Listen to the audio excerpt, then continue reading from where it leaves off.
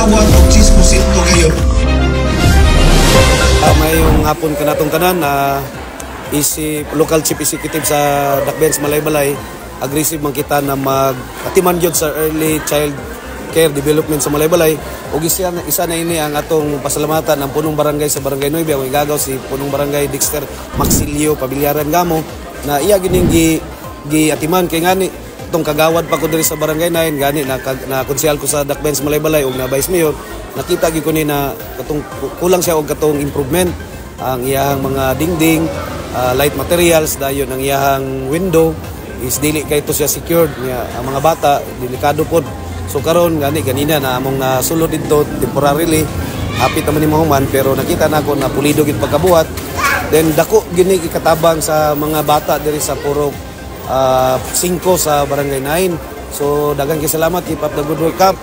Para po din sa mga kabatanunan nato, pareha itong sa damitan. So kung 118 ka daycare sa Malaybalay, wapo ng damitan, wapo ng isa sa Barangay 9, so pila na lang ang uban ng barangay wapo sad. So dili na kay lisod sa city government of Malaybalay ang atong resources, makonsentrate na dito sa pagpa-improve sa mga maestra o ilang mga materials through sa CSWD, through sa CSWD. Kaya salamat ug maayong hapon ng karatong tanan.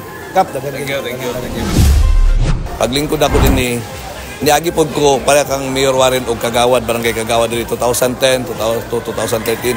Nakitaan gid ako ang need nga i-improve because gamay ni dili ni na nagkilakod tungo na gamay, at the same time dili siya conducive for learning sa atong mga kabataan. So ako gid siyang gitagan-an budget sa among uban sa akong mga council nga among atimanon ni karon. So mo ni karon ang nahitabo, probably siguro ang among isa ka daycare dito sa taas, level 3 na, probably siguro kini pod hopefully level 3 na pod ang ato ang daycare center sa Purok 5. Kay daghan makabenepisyo, ingon ni Mayor daghan makabenepisyo. Yes, mga batanon dinhi na mga eskwela, at the same time dinhi na magtuon.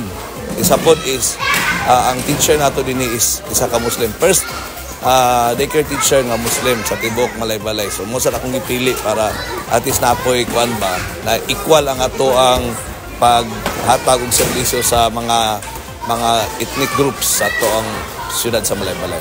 So maayong hapon ug daghang salamat.